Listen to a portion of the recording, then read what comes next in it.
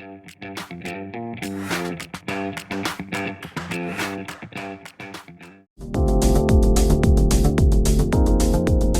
English learners, and welcome to another great lesson with us here at English Pod. My name is Marco. And I'm Erica. And today we're bringing you a great upper intermediate lesson. That's right. We're going to talk about a topic that's been in the news recently.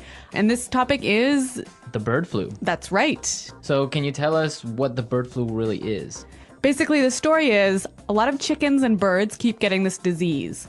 And they've managed to pass this disease to humans. And the fear is that humans will start to pass this disease to each other. And a huge, huge number of people in the world could get really sick. Okay. Yes. So it sounds scary. Well, it may be a little bit scary, but we do have some interesting language. We've got language to talk about a disease and language that you might use in a planning meeting at work. All right. So let's start by looking at our vocabulary preview for this dialogue. Vocabulary preview. Okay, the first word on our vocabulary preview today is contingency plan. Contingency plan. Contingency plan. Contingency plan. So a contingency plan is a plan that you make to prepare for an emergency. So like a backup plan. Exactly. Okay, Yep. Contingency plan. And our last word for the vocabulary preview today is pandemic. Pandemic. Pandemic. Pandemic. So a pandemic is something scary. Well, yes. It's an event where a disease affects a lot of people. Like we're talking millions of people. Okay. And it spreads very quickly. Uh-huh. And it goes international. Okay, so a disease that spreads very fast and goes everywhere. Exactly. Okay. Pandemic. Okay, so we're ready to listen to our dialogue. We are going to be at a business meeting where people are talking about a contingency plan.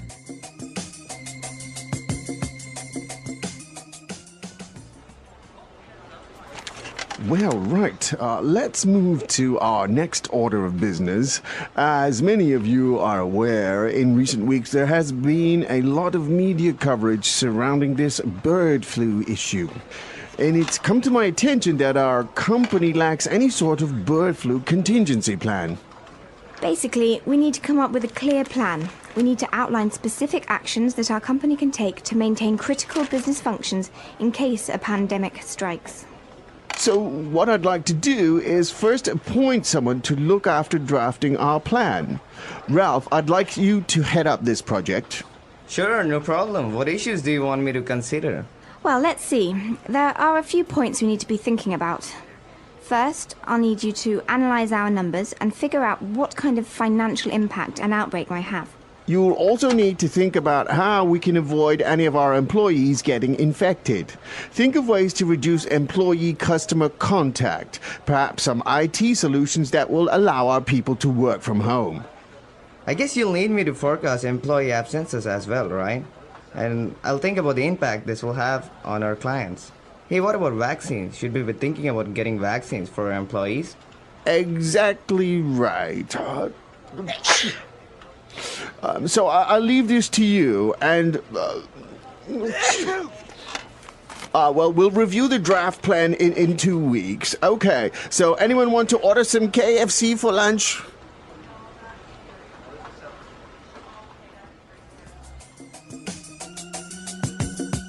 All right, what an ironic meeting. They are talking about the bird flu and they are going to have chicken. Yes, after sneezing all over. Yeah, I guess now we could take a look at our language takeaway for this dialogue. Language takeaway. We heard a lot of really useful language in this dialogue, and right now we're going to look at 4 different words from the dialogue. The first one is critical. Critical. Critical.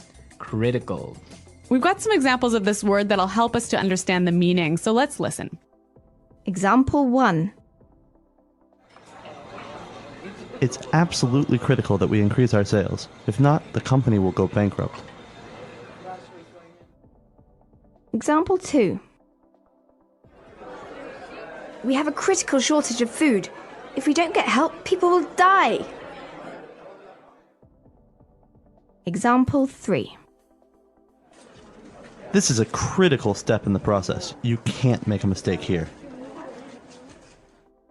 So when something's critical, it's basically Really important, really urgent. Right. Okay, great word. Critical.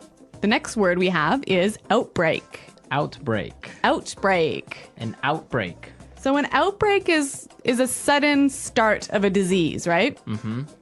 Can I say, oh, I got an outbreak of flu? Can outbreak describe one person? No, an outbreak means that it's infecting a lot of people, Okay. not only one person. So that we could say there was an outbreak of the flu at the office. Right. Which there was. Yeah, a lot of people got sick here with the flu. Yeah. Okay, why don't you tell us about our third word? Our third word is forecast. Forecast. Forecast. Forecast. So to forecast basically means to predict. Exactly. For example, you talk about the weather forecast. Yep. Okay, great. And the last word for our language takeaway is vaccines. Vaccines. Vaccines. Vaccines. So vaccines are something we all had when we were children. That's true. They are injections that you get to prevent you from getting sick later. Right. So an injection of medicine from your doctor so that you don't get a disease in the future. Right, when we are small, we get polio vaccines. Yeah, or measles vaccines. Measles, yeah. right. A lot of common diseases. Yes. Okay, so that's all for language takeaways. Some great language related to health and disease. But we also heard some great business related words in this dialogue. That's true. There's a lot of words that you can use in a planning meeting. So let's look at those now in Fluency Builder. Fluency Builder. In today's Fluency Builder, we're going to look at 4 useful phrases. Now, this first phrase you can use when you want to change the subject at a meeting. Let's listen to what they said in the dialogue. Let's move to our next order of business. Let's move to our next order of business. Okay, so let's move to our next order of business. It's a great way of saying, let's move on. Exactly. Let's pass to the next topic. Mm-hmm. Great. Speaking of passing to the next topic, we heard another really interesting phrase in the dialogue. Let's listen. We need to come up with a clear plan. We need to come up with a clear plan. So we need to come up with a clear plan. We need to Think of. a clear plan. Yeah, yeah, We need to come up with. yeah. Okay, our third phrase we heard in the dialogue is this. Okay, I'd like you to head up this project. So this phrase, head up, this is a great phrase. It means I'd like you to lead or take care of this project. Okay, and the last phrase for Fluency Builder, you can use when you want to give someone the responsibility of a job. We heard this. So I'll leave this to you. I'll leave this to you. So I'll leave this to you. This is, you take charge. Exactly. I'll leave this to you. That's a great way of delegating a responsibility. And so we're going to leave you to listen to our dialogue a last time. And be sure to pick up all the great vocabulary that we just talked about.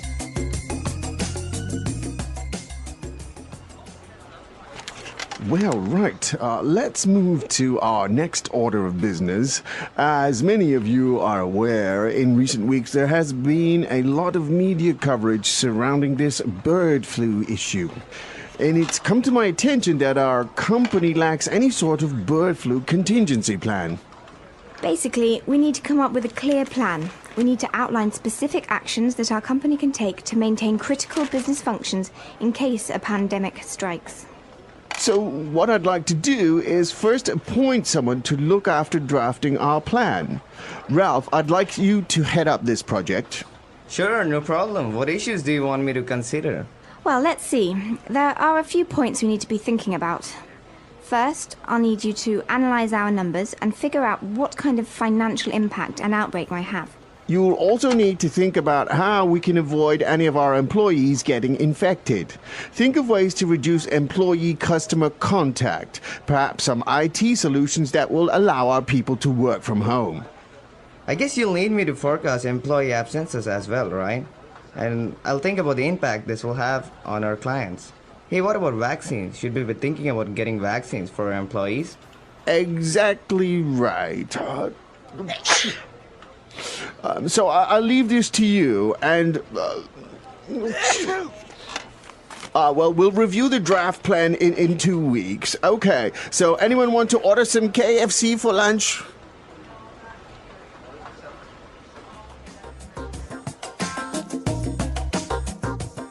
Okay, great. So this contingency plan idea is really interesting, right? Yeah, it makes sense for a company to prepare in case there is an outbreak of bird flu. I mean, they need to maintain their critical business functions, even if all of the employees are sick, hey? Right, I guess that's really important, and you have to forecast all these possibilities, like people are going to be away from the office, or even forecast less sales, etc. That's right. The interesting thing is that businesses that may not actually be involved in food production or raising chickens or something like that are making these contingency plans. I find that really fascinating. So it seems there is a lot of fear out there about the possibility of a pandemic. Yeah. Well, hopefully they'll come out with a vaccine so we don't have to worry about these things. That's true. But until then, We'll have to create contingency plans. that's right. Okay, guys, we're out of time today, and I hope you enjoyed our lesson and found all these words and phrases really useful and you can apply them in real life. Bird flu, a global health concern. Bird flu, also known as avian influenza, is a disease caused by viruses that primarily infect birds, but can sometimes affect humans and other animals. It is a topic of great importance because of its potential to disrupt ecosystems, economies, and public health systems worldwide. In this text, we will explore the nature of bird flu, its transmission, symptoms, history, prevention, and the challenges it poses for the future. What is bird flu? Bird flu refers to infections caused by avian influenza viruses. These viruses belong to the Orthomyxoviridae family, and they are divided into subtypes based on two proteins on their surface: hemagglutinin, HA, and neuraminidase. And the subtypes are named according to these proteins, such as H5N1 and H7-9. Bird flu viruses are categorized into two groups. 1. Low pathogenic avian influenza, LPAI. These strains cause mild symptoms in birds and pose little threat to humans. 2. Highly pathogenic avian influenza, HPAI. These strains, like H5N1 and H7-9, are deadly to birds and can cause severe illness in humans. How does bird flu spread? The spread of bird flu involves several factors, including wild birds, domestic poultry, and human activities. Understanding its transmission is key to controlling outbreaks. Among birds, direct contact. Healthy birds can become infected when they come into contact with the saliva, nasal secretions, or feces of infected birds.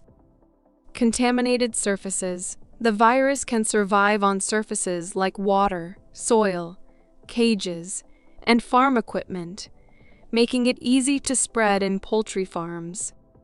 Migratory birds, wild birds, especially waterfowl like ducks and geese, can carry the virus over long distances without showing symptoms. From birds to humans.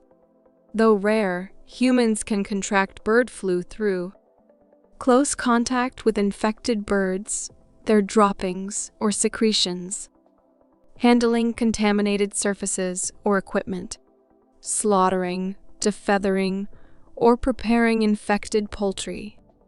Symptoms of bird flu. The symptoms of bird flu vary between birds and humans.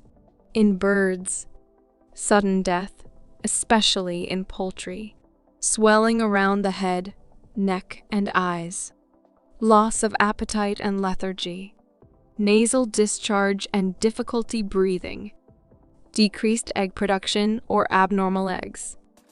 In humans, the symptoms of bird flu in humans can range from mild to severe, including high fever above 38°C or 100.4 FE, cough and sore throat, muscle pain and fatigue, difficulty breathing or shortness of breath. In severe cases, pneumonia, respiratory failure, or multi-organ failure. History of bird flu outbreaks. Bird flu outbreaks have been recorded in many parts of the world. Some of the most significant outbreaks include 1997 Hong Kong. The H5N1 strain infected 18 people, killing 6. This was the first time bird flu was confirmed to infect humans. To control the outbreak, authorities culled over 1.5 million chickens. 2003-2004, Asia. 5N1 re-emerged, causing widespread outbreaks in birds and humans across Asia. Millions of birds were culled, and human cases were reported in countries like Vietnam, Thailand, and Indonesia. 2013, China. A new strain H7N9 was identified. It caused severe illness in humans and raised concerns about its potential to spread globally. 2022-2023, worldwide, the H5N1 strain caused widespread outbreaks across Europe, Asia, Africa, and the Americas. It affected millions of wild and domestic birds, leading to significant economic losses and raising concerns about human infections. Why is bird flu dangerous? Bird flu is considered dangerous for several reasons. 1. High mortality rate. Some strains, like H5N1, have a mortality rate of over 50% in humans, making them particularly deadly. 2. Mutation risk. Bird flu viruses can mutate and combine with human influenza viruses, increasing the risk of a global pandemic. 4. Global spread. The virus can travel across continents through migratory birds, making it a global concern. How can bird flu be prevented? Preventing bird flu requires action at multiple levels, including individual, community, and governmental efforts. For birds and farms, enforce strict biosecurity measures on poultry farms. Prevent contact between wild birds and domestic poultry.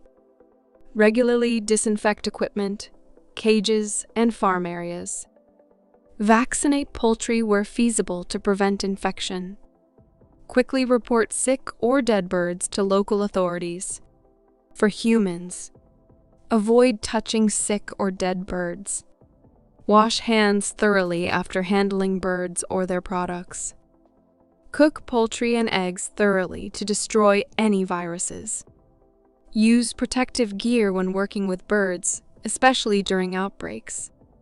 Seek medical attention immediately if you develop flu-like symptoms after exposure to birds. What to do during an outbreak? During an outbreak, quick action is essential to control the spread of the virus. Typical measures include quarantine, restrict movement of birds and poultry products in affected areas. Culling, destroy infected and exposed birds to prevent further transmission. Public awareness, educate people about the risks and how to protect themselves. Surveillance, monitor wild and domestic birds for signs of infection. Research, develop vaccines and antiviral drugs for both humans and animals. Challenges in managing bird flu. Despite advancements in science and technology, bird flu remains a complex challenge. Emerging strains, new virus strains continue to evolve, requiring constant monitoring and adaptation of prevention strategies. Global cooperation. Effective management requires collaboration across countries and organizations. Vaccine development. Vaccines for bird flu are not always widely available or effective against all strains. Economic impact. The financial burden of controlling outbreaks can be significant, especially for low-income countries. The future of bird flu. The fight against bird flu is ongoing. Scientists are studying the virus to understand its behavior and develop better vaccines and treatments. Governments and international organizations, like the World Health Organization, WHO, and the Food and Agriculture Organization, FAO, are working together to monitor and control outbreaks. Public awareness and education are critical in preventing the spread of bird flu. By taking precautions and acting quickly during outbreaks, we can minimize the impact of this disease on both humans and animals. Conclusion: bird flu is a serious global health concern that affects birds, humans, and economies. While it primarily affects birds, the risk of transmission to humans makes it a critical issue for public health. Understanding how it spreads, recognizing the symptoms, and implementing prevention strategies are essential in controlling the disease. Bird flu reminds us of the interconnectedness of humans, animals, and the environment. Protecting bird populations and preventing outbreaks is not just about saving birds. It is about safeguarding human health and maintaining global stability. The English Pod Audio Review. Listen to the meaning, then say the vocabulary word. An issue that must be discussed. Order of business. Flu originated from birds that carry virus. Bird flu. A plan that prepares for a situation where things can go wrong. Contingency plan. Extremely important. Critical. A situation where a disease is spread out very quickly and affects many people in many countries. Pandemic. Make a first version of something. Draft. Major influence or effect on something. Impact. A sudden start of disease affecting many people. Outbreak. Lead and be responsible for. Head up. Predict what is going to happen based on available information. Forecast. Medical substance that protect people or animal against diseases. Vaccine. Let's try that faster. A situation where a disease is spread out very quickly and affects many people in many countries. Pandemic. Predict what is going to happen based on available information. Forecast. Flu originated from birds that carry virus. Bird flu. A situation where a disease is spread out very quickly and affects many people in many countries. Pandemic. A sudden start of disease affecting many people. Outbreak. An issue that must be discussed. Order of business. Medical substance that protect people or animal against diseases. Vaccine. A sudden start of disease affecting many people. Outbreak. Flu originated from birds that carry virus. Bird flu. A sudden start of disease affecting many people. Outbreak. Lead and be responsible for. Head up. Predict what is going to happen based on available information. Forecast. Lead and be responsible for. Head up. A situation where a disease is spread out very quickly and affects many people in many countries. Pandemic. A plan that prepares for a situation where things can go wrong. Contingency plan. Make a first version of something. Draft. Flu originated from birds that carry virus. Bird flu. An issue that must be discussed. Order of business. Make a first version of something. Draft. An issue that must be discussed. Order of business. Now say the word and hear it in a sentence. Critical.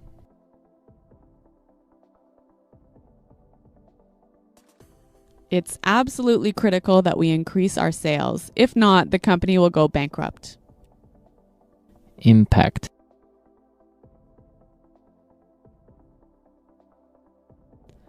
The cost savings plans have a positive impact on our profits.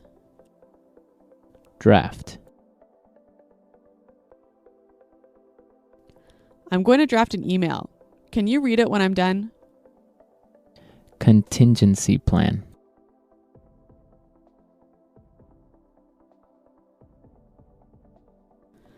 The purpose of this meeting is to develop a contingency plan in case the workers decide to strike.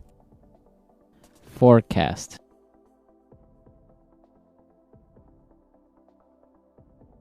John, please tell us about the forecast revenues and expenses for the upcoming month. Outbreak. This outbreak has already caused more than 1,000 deaths. Head up.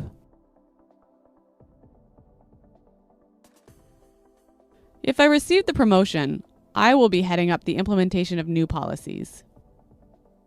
Critical.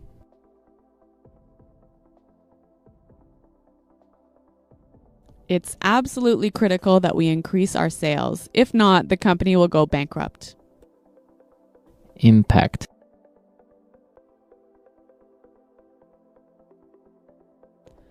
The cost savings plans have a positive impact on our profits. Draft. I'm going to draft an email. Can you read it when I'm done? Hello, everyone, and welcome back to English Pod. My name is Marco. And my name is Catherine, and today we have a very scary story. Spooky. We're actually bringing you the first of our advanced media lessons, and what better way to start it with than a scary story for Halloween? Than with. So what better way to start this advanced media lesson than with a scary story? Right, so Halloween is coming up, and advanced media usually features a news story or some kind of story that we can then kind of break down and talk about, just have a conversation about, because you're advanced level learners and you want to have fun with English. So where is today's spooky story set, Marco? Well, it starts out with a guy who remembers something very scary that happened to him when he was a kid. Okay, and so one of the main characters in today's story is his great aunt. That's right, his great aunt. And so basically this is a family member, but it's your father's aunt, right? Right. Your grandmother or your grandfather's sister. Right. All right, so your aunt or your aunt is your parent's sibling. But in this case, we're talking about one generation older than that. So you could say great aunt, great uncle, great grandfather, great grandmother. It's like one step back. Right. So this is usually a very old person, and the great aunt is definitely an important character in today's story. Exactly. So let's not keep you in suspense any longer. Why don't we listen to this scary story, and we'll be right back to talk about it. Oh no, the lights went out. Honey, can you light a candle? Sure. What do we do now? Well, we can just talk, you know, like we used to. I know. I'll tell you a scary story. It happened to me and my dad when I was a teenager. I was living with my father at the time when he received a phone call. Hello. Yes, this is him. I see. Sorry to hear that. Okay, no problem. I'll be there shortly. Pack some clothes, Tony. My great aunt is very ill and no one in the family wants to take care of her. We're going to stay at her house for a few days. Aunt? What aunt? I never knew you had a great aunt. Well, the family doesn't talk about her, or get near her for that matter. Why is that? Come on, we have to go. So we arrived at this old house on the outskirts of our town. There was almost no one around, and the house had an eerie look to it. Once inside the house, we walked to her room, and I was surprised to find my dad's great aunt in a wheelchair, yelling at someone, but we were alone in the room. Hi, Aunt Ursula. This is my son, Tony. Why have you come? Why are you here? Don't you know it isn't safe? My time is near. He's coming for me. Who is coming for you? The Prince of Darkness, the Lord of the Underworld, the Tempter, the All serpent. Come on, Aunt Ursula, let's lay you down. You need to get some rest. Tony, help me lay her down. That night, we slept in one of the 12 rooms of that big old mansion. The trees outside seemed to come alive, and their shadows formed ghoulish shapes on my bed. All of a sudden, we heard screaming.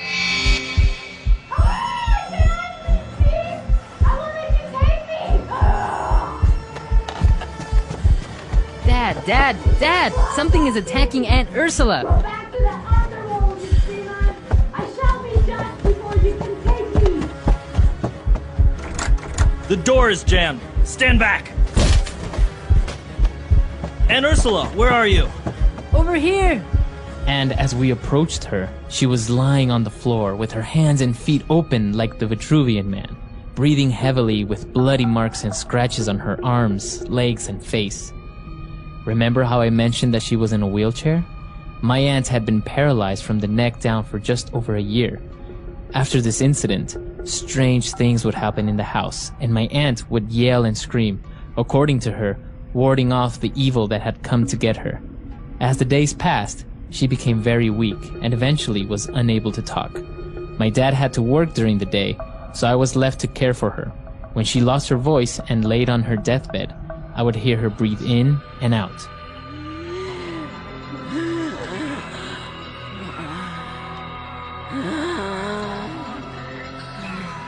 Until finally one day, she breathed in and never exhaled. That night, I felt relieved that it was finally over, but it wasn't.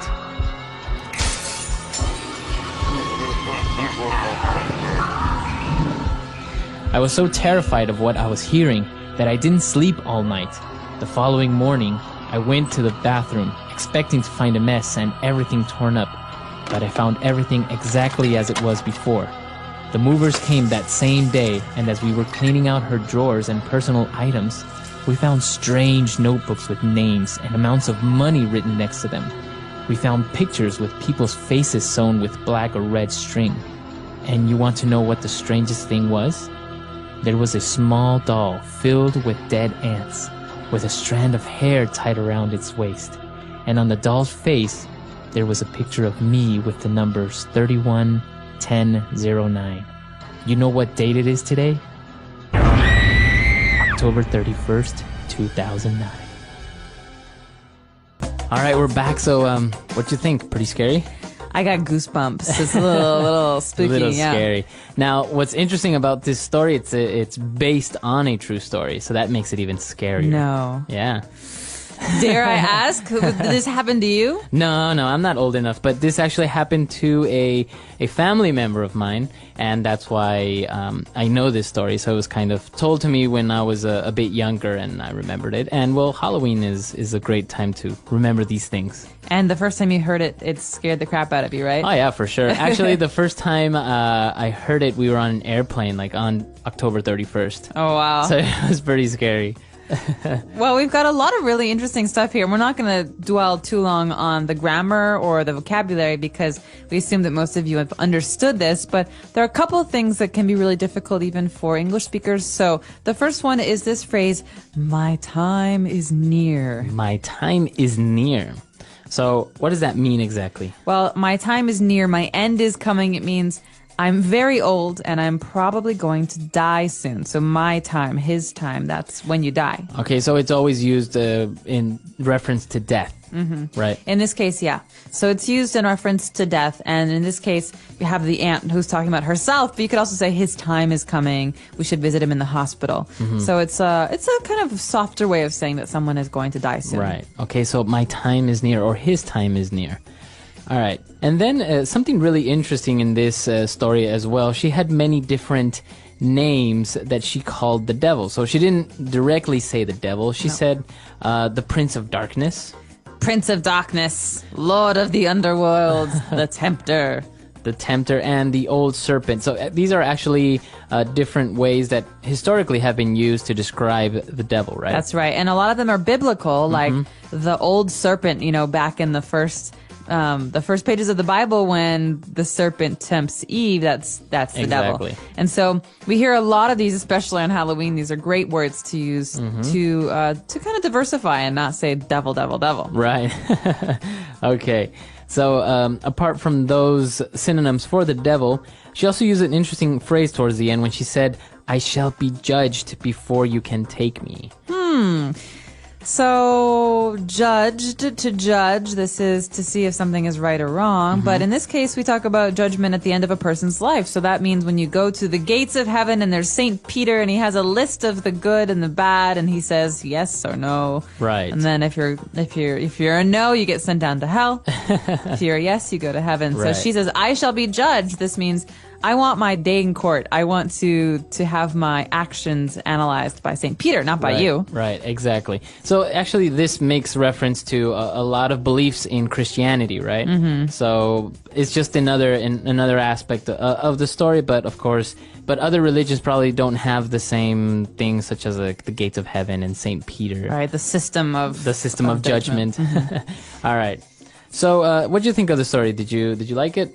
I really liked it. I thought it was really spooky, and I thought that it built up well. But I also like the imagery. We talked about, or we haven't talked about this yet, but he describes his great aunt. The character describes his great aunt as being spread out like the Vitruvian man. So you have this image of her arms spread out and her legs spread out. You know that picture that Da Vinci did of a human being, and it's like an anatomy, and it's in a circle, and you can see the legs and the arms.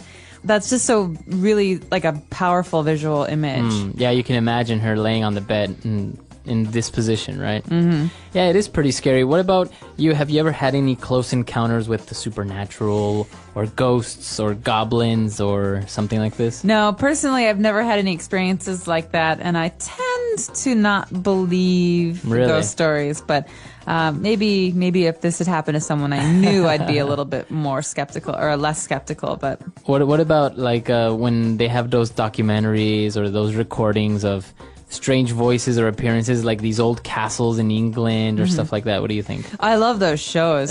I just watched one, and it was about a haunted house. There was a woman who used a Ouija board, and it let a demon out, and the demon possessed the girl, and they called in a priest, and the priest had to like exorcise the demon from the little girl, and the house was haunted, and it was hurting people, and it was like possessing people. Wow, it sounds like a movie. Yeah, it does, but it was like a TV show on Discovery Channel, and it was really, really fun. But like, I don't actually believe that like a spirit could push someone down the stairs. I think that you trip and then you attribute it to a spirit. But. Right. What about the Ouija board? That's an interesting tool that many people say opens up, like portals and dimensions towards hell, or spirits can come out and stuff like that. Right. Well, for those of you who don't know, the Ouija board is a board, like a piece of cardboard that has letters on it, letters and numbers, and so you have this glass that you hold.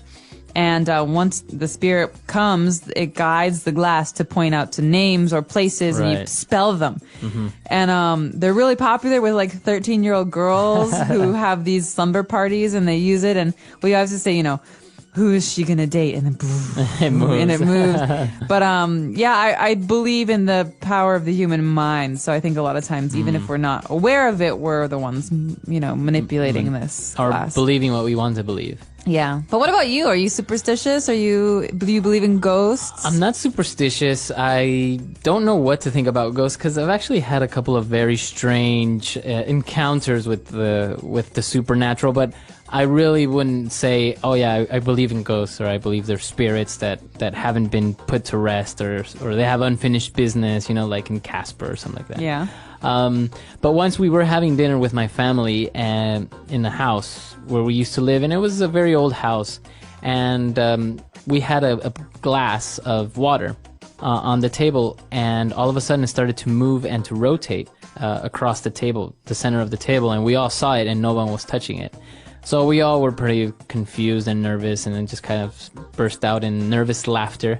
And we didn't really know what to make of it, but it was very strange because it moved a good amount. It was like half of the table, and it was spinning at the same time, so it was very strange. Weird. So so things like this, and in general, Hispanic or Latin American culture they're very superstitious. They have a lot of beliefs in like magic or Some people still are reluctant to give out a picture, for example, because of something like this in the story. They say you shouldn't give out pictures to boyfriends or girlfriends or anyone, because if you break up or something is to happen, then they could do something with that picture and maybe hurt you. Really? So this idea that you have a likeness, like a picture or a doll or something. Well, can you talk about that? Because I don't really know anything about it. Having that means that you're able to like do something to that very person. Yeah, like not necessarily like a voodoo doll, right? Mm-hmm. Where you see that you can put pins in it and then it would hurt someone. But people believe that pictures, for example, they capture your image, and so if somebody has it and wants to do harm or black magic, then they can use that as an instrument to get into you. Okay. The same as pieces of clothing or the same as hair, and things like this. So that's why there are the shamans or the Indian witch doctors who do cleansing like this, and people still actually go to them. People in the city still believe in these things, and they'll go to a shaman and get themselves cleansed because they believe that their luck, they have really bad luck, or they've been very, very sick for a long time and doctors can't figure out what it is. They think it's because someone has cast a spell on them or is doing some black magic to them, and they need to get it cleansed. Oh, wow. So yeah, it's really, really common.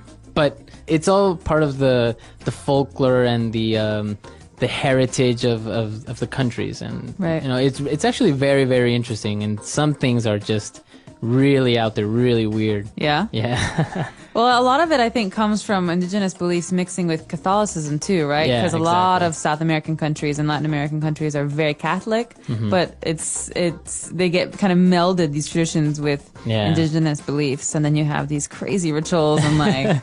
We actually have a belief, and it's very true, that, when somebody is completely in love with this girl, and this girl is like maybe... not very nice or not very nice to that guy, but he's still completely into her. So there's this word that we say that he's been like underweared or something like that. And the reason behind this is that one of these rituals that I talked about is that the girl would make tea, right? Would take a tea pot and in it would put her underpants. Used underpants to make the tea water, and then would serve it to the guy. So the moment that he drank it, this was like a magic potion, and then he would continuously be in love with her. Oh. So yeah, it's very strange. That's gross. Do people actually do that? No, it's not something that you do now. But it's something that people knew about, that used to be done way, way before. Okay, so people now, it's part of the language where you say that someone has been like underweared or something like that. She cast a spell on him, maybe what we would say. So things like this that, of course, aren't really done anymore, but still people make reference to it because we know it from our history that it's been done before. How cool. Well, I'm really curious to know if our users have any similar stories or have any scary stories they want to tell.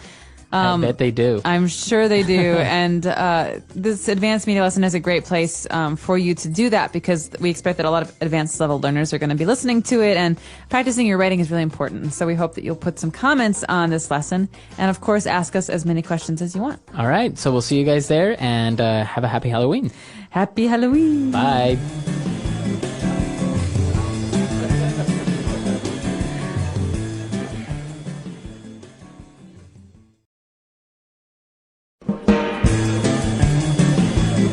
Hello, everyone, and welcome back to English Pod. My name is Marco. My name is Catherine, and today we're talking about things at the office. That's right. We are at the office, but this time we are going to ask our boss or manager for a raise.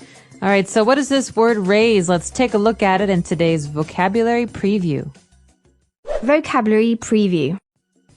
All right, so we're going to ask for a raise. So if you are at your office and you talk to your boss and you say, I want a raise, what does that mean? That means I want more money. Okay, so I want a raise or increase in my salary. That's right. So a raise is a thing that you ask for.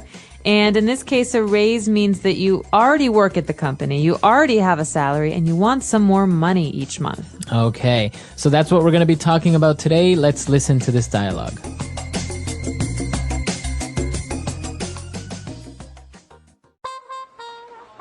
Excuse me, sir. May I talk to you?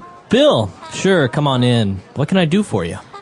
Well, sir, as you know, I have been an employee of this prestigious firm for over 10 years. Yes? I won't beat around the bush. Sir, I would like a raise. I currently have 3 companies after me, and so I decided to talk to you first. A raise? Son, I would love to give you a raise, but this is just not the right time. I understand your position, and I know that the current economic downturn has had a negative impact on sales.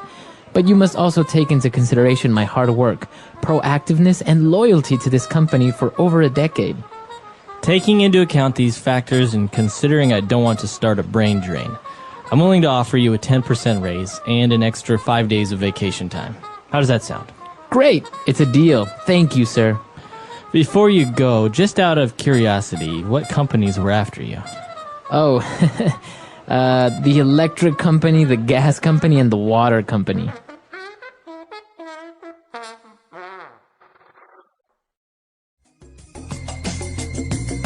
All right, we're back. So now, why don't we take a look at language takeaway? Language takeaway.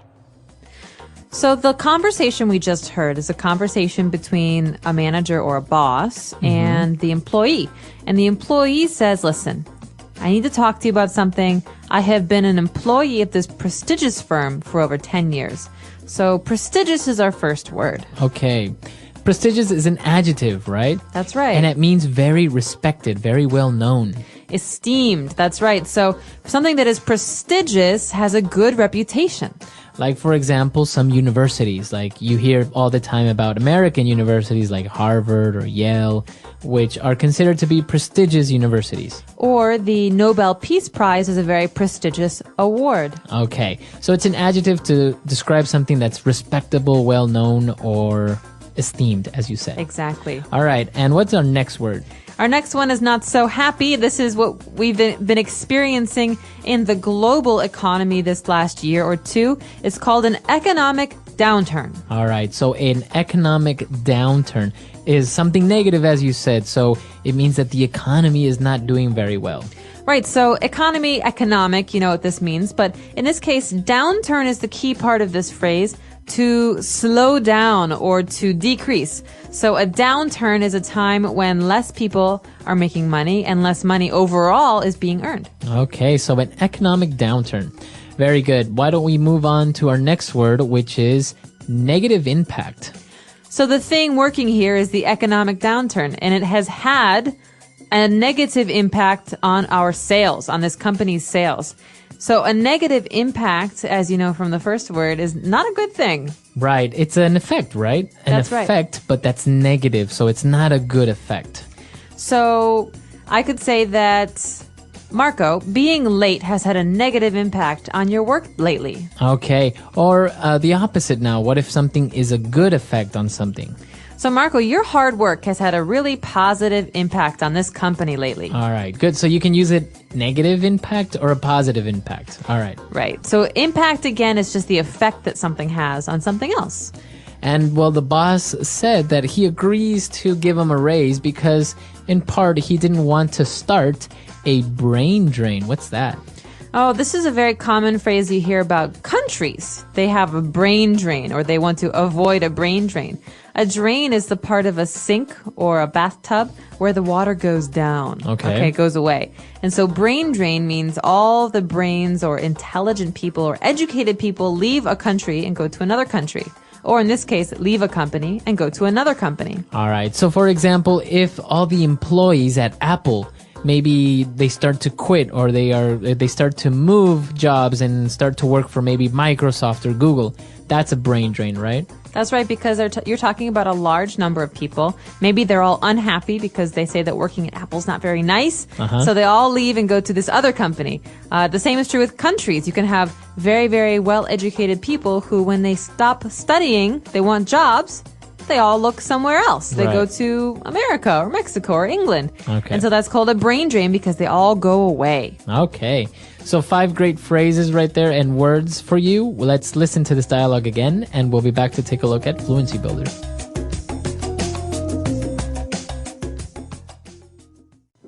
Excuse me, sir. May I talk to you? Bill! Sure, come on in. What can I do for you? Well, sir, as you know, I have been an employee of this prestigious firm for over 10 years. Yes? I won't beat around the bush. Sir, I would like a raise. I currently have 3 companies after me, and so I decided to talk to you first. A raise? Son, I would love to give you a raise, but this is just not the right time. I understand your position, and I know that the current economic downturn has had a negative impact on sales. But you must also take into consideration my hard work, proactiveness, and loyalty to this company for over a decade. Taking into account these factors and considering I don't want to start a brain drain, I'm willing to offer you a 10% raise and an extra 5 days of vacation time. How does that sound? Great! It's a deal. Thank you, sir. Before you go, just out of curiosity, what companies were after you? Oh, the electric company, the gas company, and the water company. This first phrase in today's Fluency Builder is one of my favorites. It's something that we say often when we're having a conversation, and we want the other person to just tell us what they're talking about. All right, so the guy said, you know what? I'm not going to beat around the bush. Or you could also say, please don't beat around the bush. Okay. So I'm not sure where this phrase comes from, but it means please be direct, or Okay. I'm going to be direct. I will not wait any longer to tell you what I'm talking about. So if somebody is beating around the bush, that means they are not being direct. They're not telling you something immediately. It's, like when a person is trying to think, but, has a hard time and they're really trying to explain something, but, it's just, well, you know what I'm talking about. It's like that Right. time with that thing where he did that. Okay, this is really annoying. I know. It's called beating around the bush because you just don't say what you're thinking. Right, exactly. So you don't say something directly. Now, our next phrase is to take into consideration. Take something into consideration. Well, this is something that the young man brings up when he's asking for a raise. He says, you should take into consideration all of these great things I do. This means when you make your decision, I want you to think about these things. So consideration means you're thinking when you're trying to make a decision. To consider. Mm-hmm. All right, so to take something into consideration, or you can just say to consider. So I'm interested in buying a new TV, but I have to take into consideration the fact that I don't have a lot of money. That means I probably won't get a new TV. I have to think about these things when I'm making my decision. Right. Okay, very good. And our last phrase for today, towards the end, the boss was a little bit interested in knowing what happened or which companies were interested in him. So he said, just out of curiosity. So this is something we say when we don't need to know something. It means that we would like to know because we're curious, we're interested, but not because I need to know right away what companies offer Right. you jobs. So this is a polite way to ask why someone did something. So for example, so just out of curiosity, Marco, what kind of shampoo do you use? That is very interesting knowledge that you want there. Well, obviously, I don't need to know what kind of shampoo Marco uses, but I'm curious because maybe I'm going to buy a new kind of shampoo. So you can start your sentence by using this phrase, just out of curiosity. Just out of curiosity. It's a great one. Listen for that again as we listen to today's dialogue one more time, and we'll be back in a moment to talk about getting a raise.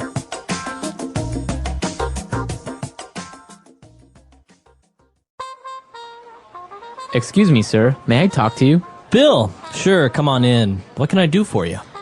Well, sir, as you know, I have been an employee of this prestigious firm for over 10 years. Yes?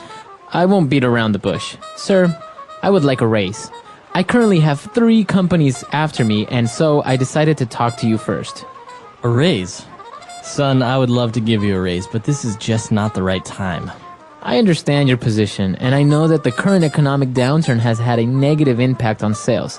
But you must also take into consideration my hard work, proactiveness, and loyalty to this company for over a decade. Taking into account these factors and considering I don't want to start a brain drain, I'm willing to offer you a 10% raise and an extra 5 days of vacation time. How does that sound? Great! It's a deal. Thank you, sir. Before you go, just out of curiosity, what companies were after you? Oh, the electric company, the gas company, and the water company.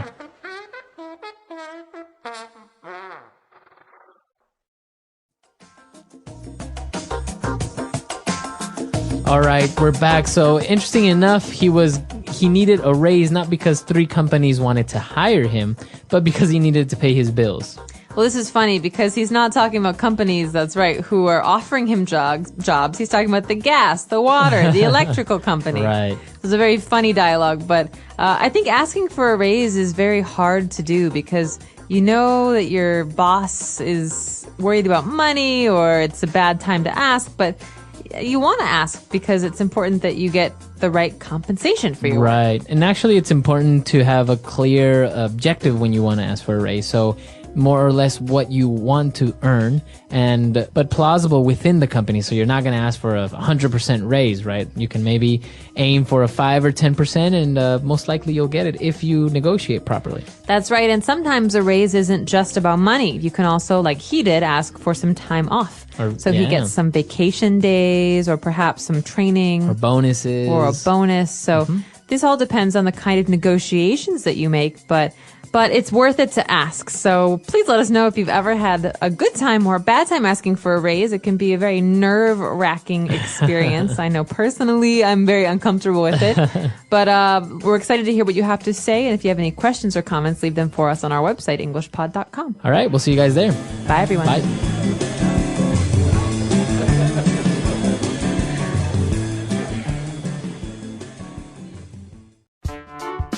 The English Pod Audio Review. Listen to the meaning, then say the vocabulary word. Avoid the subject by talking about something else. Beat around the bush. Increase in salary. Raise. To think about something before making a decision. Take into consideration. Give with the choice of accepting or rejecting. Offer. The quality of being loyal. Loyalty. Let's try that faster. The quality of being loyal. Loyalty. Avoid the subject by talking about something else. Beat around the bush. Increase in salary. Raise. To think about something before making a decision. Take into consideration. Give with the choice of accepting or rejecting. Offer. Now say the word and hear it in a sentence. Beat around the bush.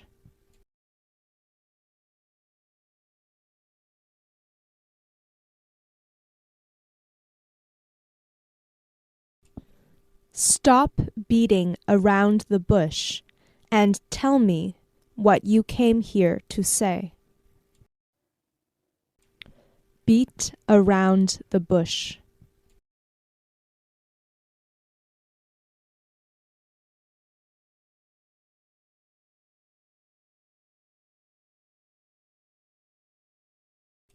We can't keep beating around the bush like this, because sooner or later they are going to find out.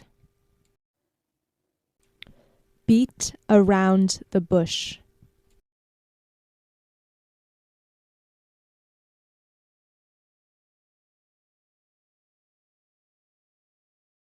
He tried to beat around the bush, but his father knew better and forced the truth from him. Raise.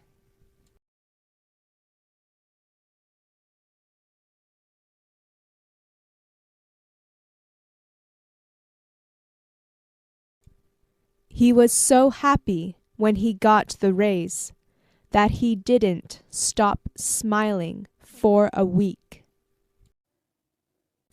Raise.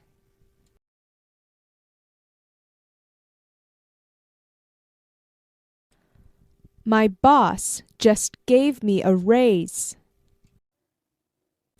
Raise.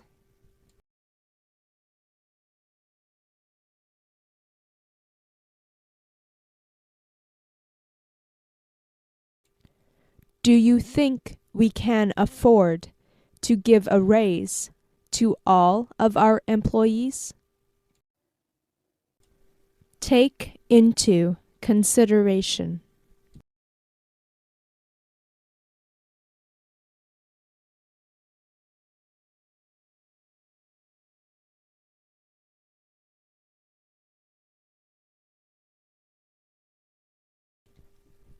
Can you please take our family's needs and wants into consideration before you decide to spend the rest of our money gambling? Take into consideration.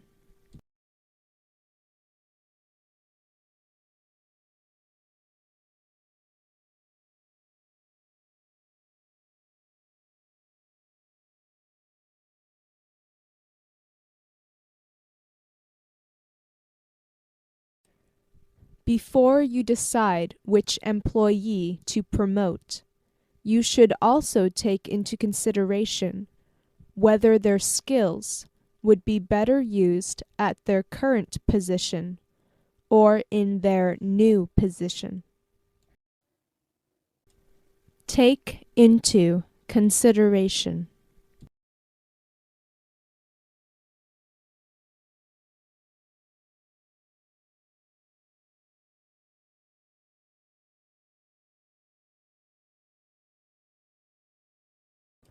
We need to take into consideration how offering our employees a 15% raise will affect our finances.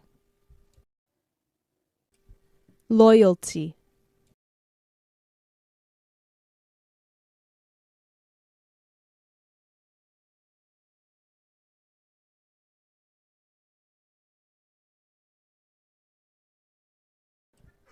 Many businesses rely on customer loyalty to survive, which means that they have to make sure they treat their customers well. Loyalty.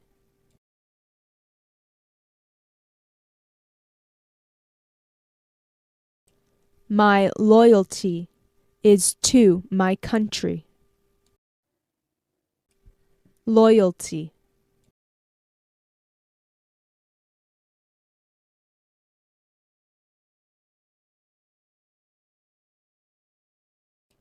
His loyalty to the company is unshakable, so we can count on his vote. Offer.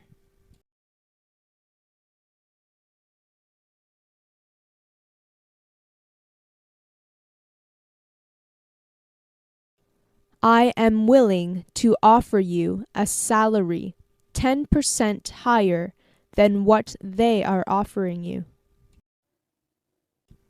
Offer.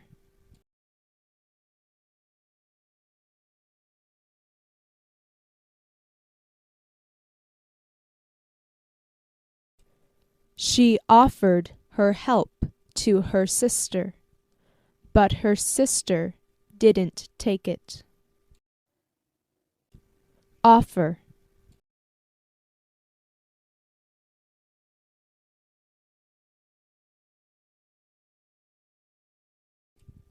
I would offer you something to eat, but I have nothing in my cupboards.